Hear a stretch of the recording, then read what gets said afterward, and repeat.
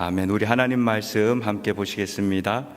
오늘 우리에게 주시는 하나님의 말씀은 시편 77편 10절에서 15절까지의 하나님의 말씀입니다. 하나님의 말씀 시편 77편 10절에서 15절까지의 하나님의 말씀입니다.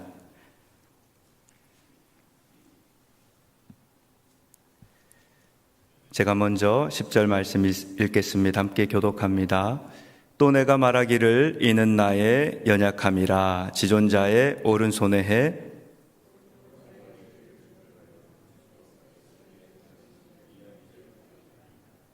또 주의 모든 일을 묵상하며 주의 행사를 깊이 생각하리이다.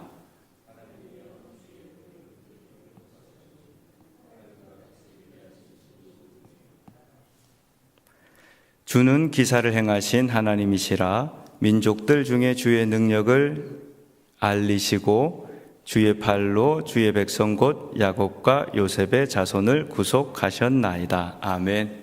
할렐루야. 할렐루야. 주님의 이름으로 축복합니다. 하나님께서 부르신 모든 주의 백성들 가운데, 자녀들 가운데 예비하신 은혜가 있는 줄로 믿습니다. 하나님은 우리에게 말씀하십니다. 주의 말씀을 듣고 믿음으로 순종하며 살아갈 수 있는 복된 모든 분들이 되시는 줄로 믿습니다. 여러분, 우리가 신앙생활을 하다 보면요, 때로는 하나님이 안 계신 것 같은 생각을 가질 때가 있습니다. 믿음의 도전이죠. 특별히 오랜 기도 가운데 응답이 보이지 않을 때 낙심하기가 쉽습니다. 그래서 주님께서는 불의한 재판관 비유를 하시면서 내가 마지막 때 믿는 자를 보겠느냐 이렇게 말씀하셨어요. 이 말씀을 통해서 본다면 우리가 어느 정도 하나님 앞에 나아가 간구하고 주의 은혜를 구하다가 더 이상 내가 원하는 대로 되지 않을 때 그 일을 포기할 수 있다는 말씀을 우리에게 하고 계십니다. 오늘 본문 말씀을 보면요, 이 시편 저자가 믿음의 낙심이 생겼어요. 하나님의 부재, 하나님이 함께 하시는 것 같지 않다는 그런 염려와 불안과 걱정이 생기게 되었습니다. 그래서 77편 전체를 잠시 보면 먼저 이 시편 저자가 환난 날에 내가 주를 찾았으며 밤에도 손을 들고 거두지 아니하였으며 계속해서 하나님을 찾았지만 내 영혼이 위로받기를 거절하였도다. 내가 하나님을 생각하고 불안하여 근심하니, 이럴 수 있다는 거죠. 하나님을 생각하고 있지만 내 심령은 상하고 불안한 거죠. 주께서 4절에 보시면 주께서 나로 눈을 붙이지 못하게 하시니 내가 괴로워 말할 수 없나이다. 이 심령의 불안과 근심이 잠을 이루지 못하게 하였습니다. 그리고 5절에 보면은 이는 내가 옛날 곧 이전 해를 생각하였사오며 6절에도 밤에 한 나의 노래를 기억하여 마음에 묵상하며 심령이 궁구하기를. 시편 저자는 하나님을 구하고 있지만 그의 마음은 여전히 불안과 심령은 상한 상태에 있었습니다. 왜냐하면 예전에 도와주신 하나님이 지금 마치 없는 것처럼 느껴졌기 때문이죠.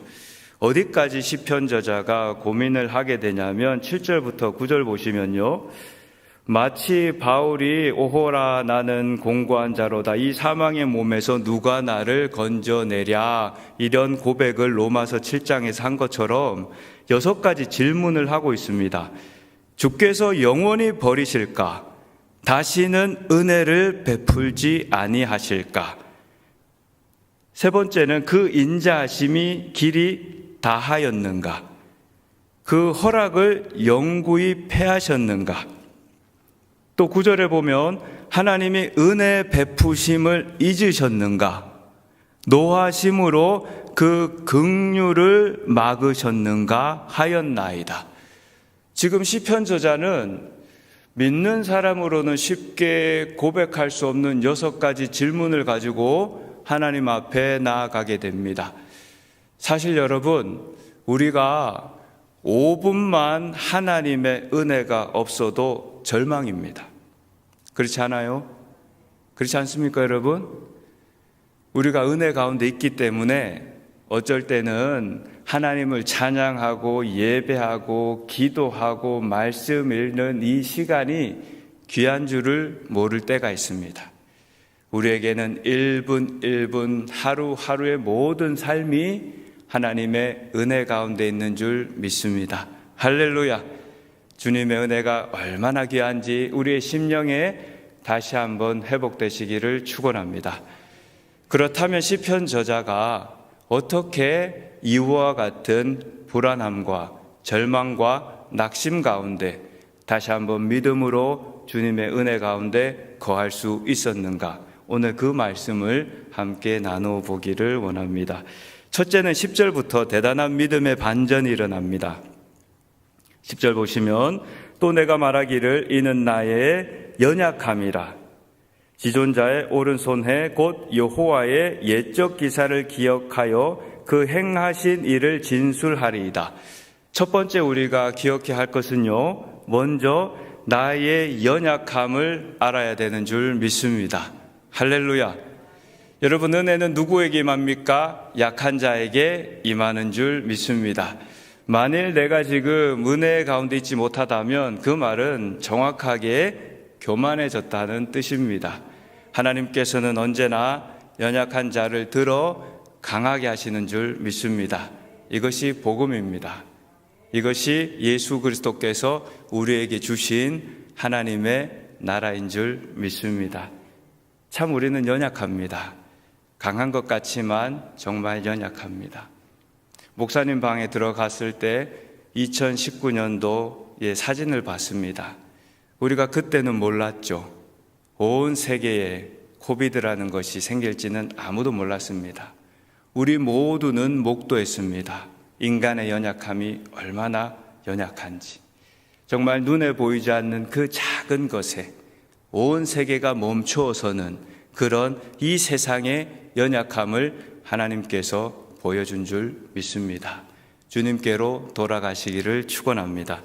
그리고 두 번째 중요한 것은요, 그가 말하기 시작했죠. 6절에 보면요, 큰 차이가 있습니다.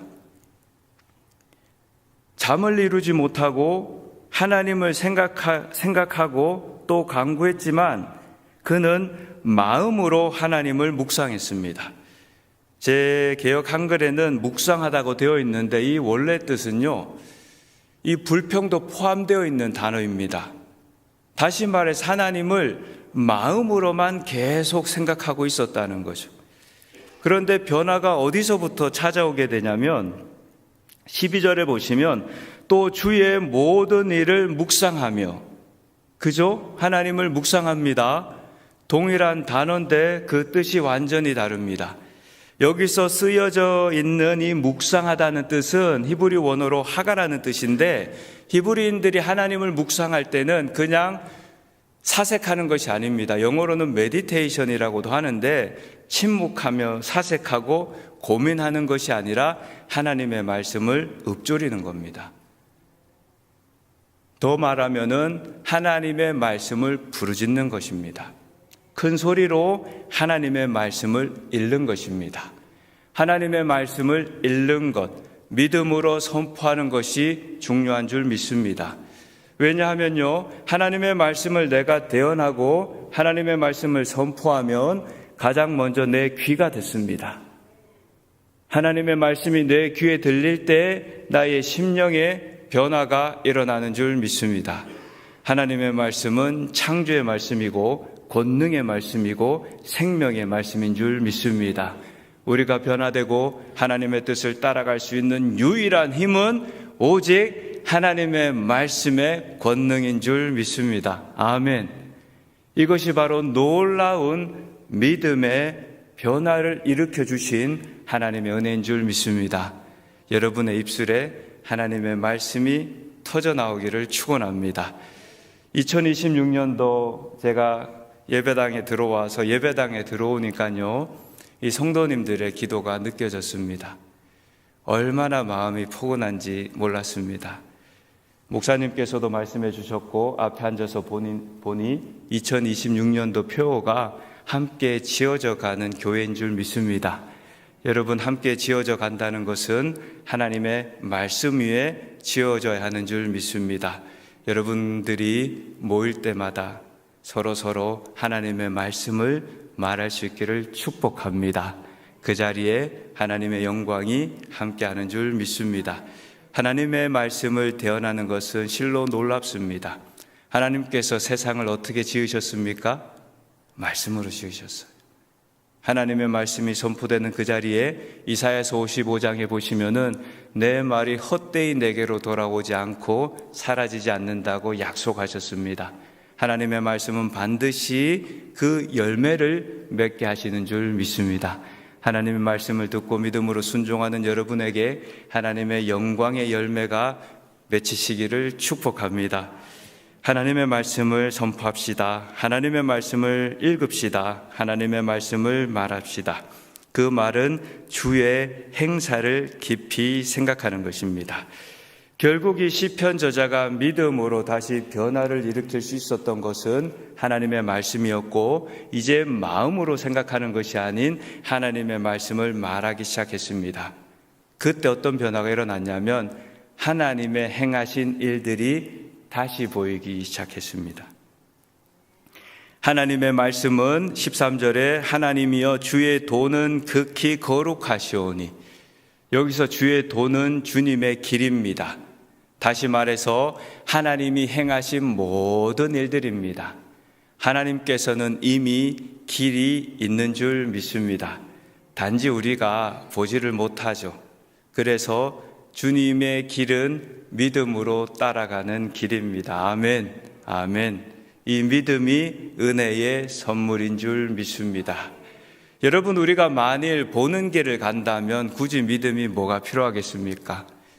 고린도전서 13장에 믿음, 소망, 사랑 다 중요한데 그 중에 제일 중요한 것이 사랑이라 맞습니다. 이 땅에서도 우리가 주님과 함께 살아온 사랑의 흔적만 남을 것이고, 아멘. 여러분들이 교회를 위해서 섬긴 그 사랑의 흔적은 영원히 하나님 앞에 기록되는 줄 믿습니다. 그리고 이 땅에서도 우리는 주님의 사랑 붙들고 살아갑니다. 주님의 사랑이 우리를 여기까지 인도한 줄 믿습니다. 그리고 그 나라 가면 영원히 주님의 사랑 가운데 거하는 줄 믿습니다. 그런데 또 한 번 우리가 생각해 볼 필요가 있습니다. 믿음도 얼마나 중요하냐면, 여러분, 이 땅에서의 삶이 왜 중요하겠습니까? 유한해서 중요합니다. 우리가 이 땅에서 짧은 인생을 살면서 유한하기 때문에 더 귀하고 세월을 아끼며 성령의 충만함을 받아야 하는 줄 믿습니다. 여러분, 천국 가면요, 가지고 가고 싶어도 믿음 못 가져갑니다. 믿음이 필요가 없거든요. 주님을 보고 있는데요. 그죠? 그러니 얼마나 귀합니까? 믿음으로 산다는 것이. 하나님이 주신 소망으로 산다는 것이 얼마나 귀합니까? 여러분, 이 소망은 우리에게 지금 보이지는 않지만 주님이 만들어 놓으신 그 생명의 길을 바라보는 힘인 줄 믿습니다. 이 소망은 히브리서 6장에 보시면 영혼의 닭과 같습니다. 내가 주님의 나라 간다는 이 소망은 내 영혼의 닭과 같습니다. 그래서 튼튼하고 견고하여 흔들리지 않습니다. 왜냐하면 그리로 먼저 가신 분이 있습니다. 예수 그리스도께서 그리로 먼저 가셨습니다. 이 소망은 우리에게 큰 위로가 됩니다.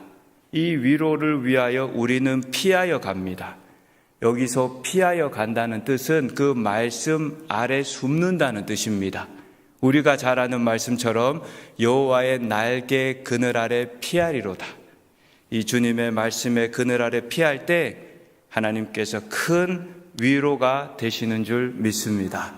그리로 앞서가신 예수 그리스도께서 멜기세덱의 반차를 조차 영원히 대제사장이 되시려고 먼저 그리로 앞서 가셨느니라.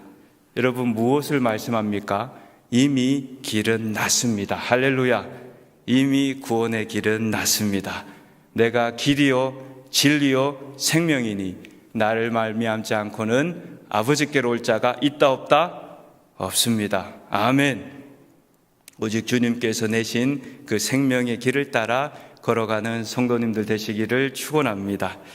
동일해요. 지금 우리가 고백하는 이 믿음과 하나님의 말씀이 동일하시기에 이 몇천 년 전 시편 저자의 고백이 동일합니다.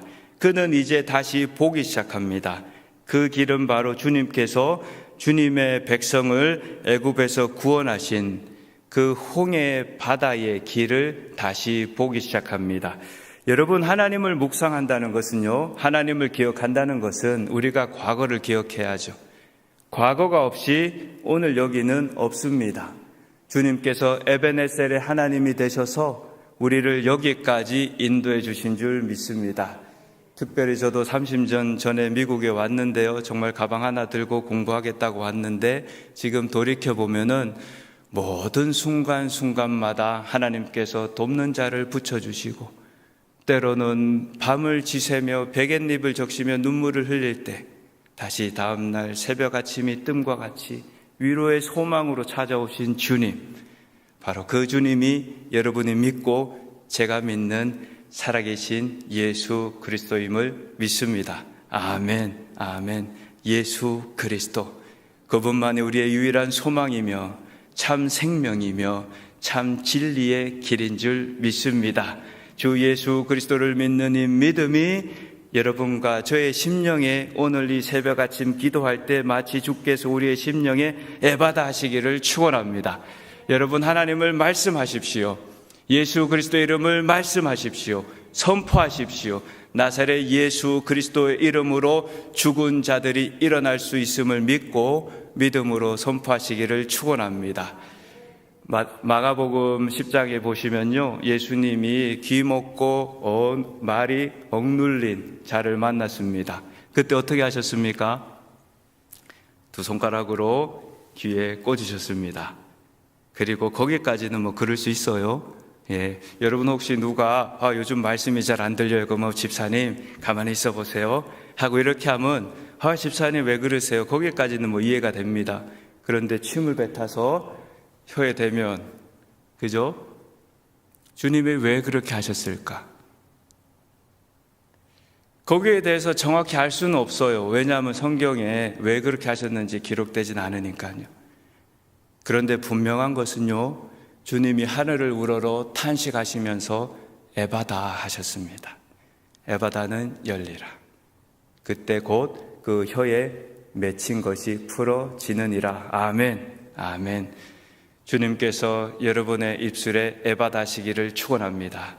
에바다, 혀에 맺힌 것이 풀어지니라. 다시 기도의 영으로 기도가 일으켜지기를 축원합니다. 주께서 세우신 교회가 기도의 영으로 충만하기를 축원합니다. 하나님의 말씀의 영으로 충만하기를 축원합니다. 그래서 함께 그리스도 예수를 향하여 지어져가는 복된 성전이 되시기를 축원합니다. 마지막 19절 20절을 보시면요, 주의 길이 바다에 있었고 주님의 길은 바다에 있었습니다. 주의 첩경이, 주의 지름길이 이 큰 물에 있었으나 주의 종족을 알 수 없었나이다. 시편 저자는 여전히 겸손히 하나님을 다 알 수 없다는 것을 고백하고 있습니다. 여러분, 우리가 아무리 주 예수 그리스도의 사랑을 고백하고 찬송해도 우리가 받은 은혜는 단지 이 온 지구 바다 가운데 한 줌의 바닷물을 손에 머금은 것과 같다고 표현한 분이 계십니다. 주님의 사랑은 만유보다 크신 줄 믿습니다. 여러분을 향한 주님의 사랑은 그 무엇과도 비교할 수 없는 줄 믿습니다. 이스라엘 백성은 이 길이 보이지 않았어요. 길이 보이지 않을 때는 불평을 하게 됩니다. 우리도 부인할 수 없는 사실입니다. 그래서 우리는 주님 앞에 기도하죠. 주여 길을 보여달라고, 주님의 은혜를 내려달라고 기도하게 됩니다. 그러나 하나님의 길은 감추어져 있었습니다. 그 길은 바다 깊은 곳에 감추어져 있었습니다. 지금 시편 저자는 하나님의 말씀을 읽고 읊조리고 다시 하나님의 말씀을 기억하면서 하나님을 묵상할 때 그저 과거를 회상하는 것이 아니라 그 과거에 역사하셨던 하나님을 현재로 모시고 현재 내 삶에 그대로 대입하는 겁니다. 아멘. 아멘. 여러분, 어제 하나님, 오늘의 하나님 동일한 줄 믿습니다.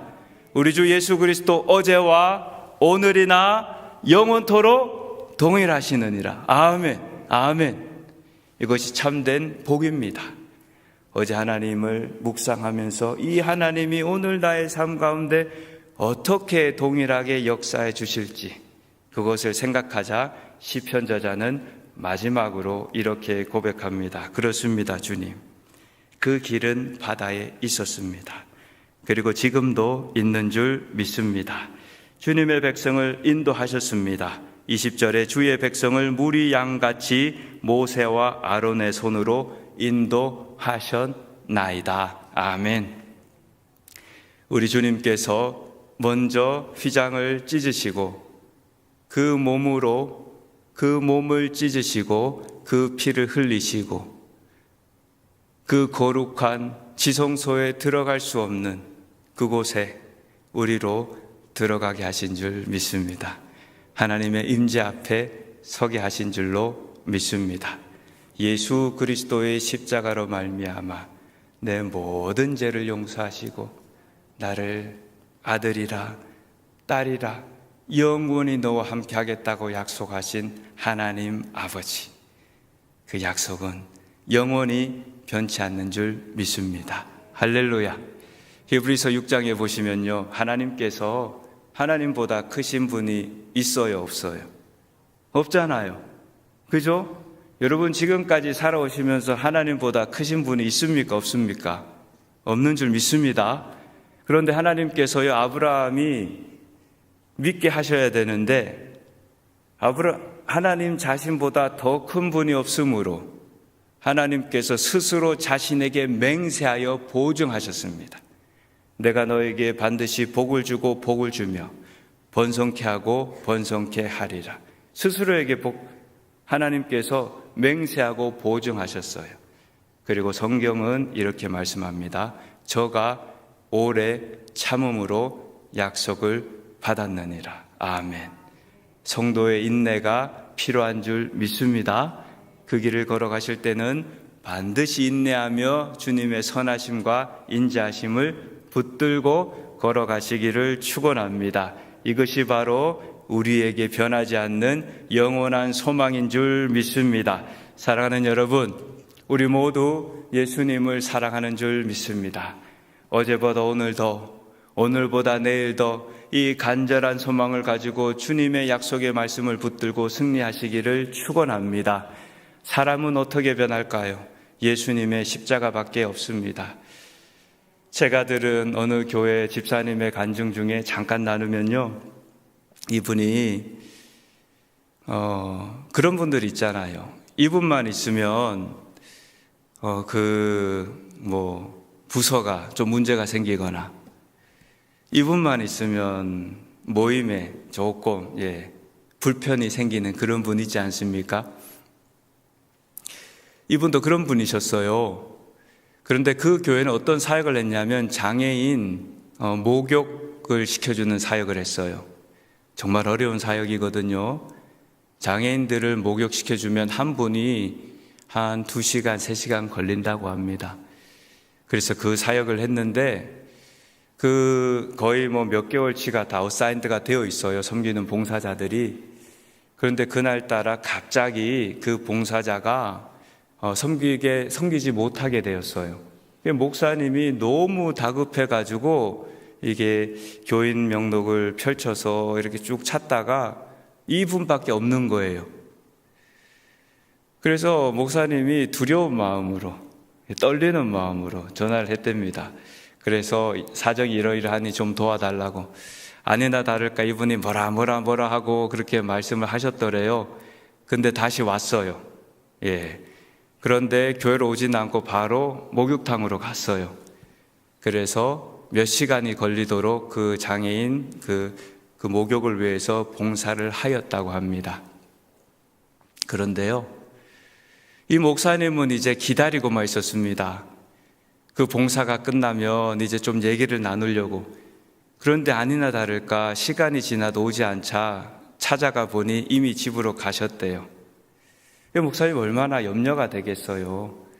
근데 다음 날 이분이 교회로 찾아왔습니다. 그리고 뭐라고 얘기를 하냐면 목사님을 보자마자 펑펑 울면서 목사님, 제가 어제 그분의 등을 닦다가 주님의 손을 잡았습니다. 할렐루야. 할렐루야. 사랑하는 여러분, 사도 요한의 별명은 사랑의 사도죠. 사실 성경을 보면 사도 요한은 제자들 중에 가장 어렸고 이성적이었고 또 논리적이었습니다. 또 성격도 좋지 않았어요. 예수님이 우리의 아들이라고 했으니까. 심지어는 예수님을 안 믿는 사람들을 보자 주여 하늘로부터 불을 내려 저들을 멸하여 주옵소서 이렇게까지 말했던 사람입니다. 그런데 어떻게 사도 요한이 사랑의 사도가 되었을까요? 왜냐하면 한번 생각해 보세요. 12명의 제자 중에 사도 요한은 정말 십자가에 달린 예수 그리스도를 보았습니다. 그죠? 그 앞에서 예수님을 보았어요. 그 피가 뚝뚝 떨어지는 절규하시는 예수님을 보았습니다. 모든 사람들은 안타깝게 생각했죠. 그러나 부활하신 예수님을 만났을 때 저는 그 어떤 제자들보다 사도 요한이 가장 충격적이었다고 믿습니다. 아, 이분이 정말 하나님이시구나. 이분이 정말 하나님이시구나. 내 죄를 위하여 약속대로 성경대로 그가 찔림은 나의 허물을 위함이고 그가 상함은 나의 죄악을 인함이라. 그가 징계를 받음으로 우리가 평화를 누리고 그가 채찍에 맞음으로 우리가 나음을 입었도다. 이분이 정말 나를 사랑하신 나의 하나님이시구나. 할렐루야. 이 놀라운 믿음이 그에게 임하자 그는 실로 참된 사랑의 사도가 된 줄로 믿습니다. 이와 같은 하나님의 사랑이 여러분과 저에게 동일하게 역사하실 줄로 믿습니다. 저는 목사님 말씀하신 것처럼 메릴랜드에서 유학 와서 25년간 살다가 하나님께서 갑자기 마치 아브라함처럼 본토 친척 아비 집을 떠나 내가 내게 지시할 땅으로 가라. 그래서 달라스로 왔습니다. 달라스에 와서 기도했습니다. 달라스에 와서 오기 전까지는 딱 한 가지 기도했어요. 하나님, 가는 게 맞습니까? 아닙니까? 왜냐하면 하나님이 함께하지 않으면 제가 어딜 간든 무슨 하나님의 영광이 있겠습니까? 그런 하나님이 함께하시면 어디에 있든 하나님의 구원의 역사는 일어나는 줄 믿습니다. 그거 하나만 간절히 구했습니다. 마치 시편 저자처럼. 하나님, 가는 게 맞습니까? 가는 게 맞습니까? 하나님께서 마음의 확신과 말씀 주셔서 왔습니다. 그 전에 한 번도 여기 와본 적이 없습니다. 생각해 본 적도 없습니다. 저는 달라스에, 텍사스에 이렇게 나무가 많은지 몰랐습니다. 동부에 있을 때는요, 텍사스 하면 선인장만 생각이 나거든요. 저는 이렇게 나무가 많고 살기 좋은 곳인지 몰랐습니다. 거기는 살 데가 못 되는 데인 줄 알았습니다. 정말 덥고 선인장밖에 없는 데인 줄 알았는데 왔어요. 이제 와서 기도하기 시작했습니다. 하나님, 그럼 뭘 할까요? 저를 부르심이 목사로 부르셨는데 그러면 말씀을 가르치고 증언하는 일인데 주님, 무엇을 할까요? 지역교회를 섬기게 하십니까? 아니면 교회를 세우게 하십니까? 또 기도를 하기 시작했습니다. 그때 하나님께서 교회를 세우라고 하셨어요. 순종했습니다. 또 그런데 저는 개척 멤버가 없습니다. 저 혼자 왔거든요. 답답한 거예요. 하나님 어떡합니까? 교회를 세우려면, 예배를 드리려면 함께 예배할 사람은 있어야 교회가 되지 않습니까? 그때 하나님께서 또 감동을 주셨어요. 예배는 너 혼자도 할 수 있다. 할렐루야, 할렐루야, 할렐루야, 할렐루야. 여러분 있는 어느 곳에서도 여러분이 예배하는 자리, 하나님의 영광의 빛이 임하는 줄 믿습니다. 그렇구나. 그럼 예배 시작하면 되겠다. 그래서 미국 교회를 찾아가서 예배당을 빌리고 그렇게 하나님 앞에 예배를 시작하게 되었습니다. 사랑하는 여러분, 제가 그렇게 할 수 있었던 유일한 힘과 소망은 어디에 있었냐면, 이전에 아무것도 보이지 않을 때 인도해 주신 그 하나님을 다시 오늘 대입했기 때문입니다.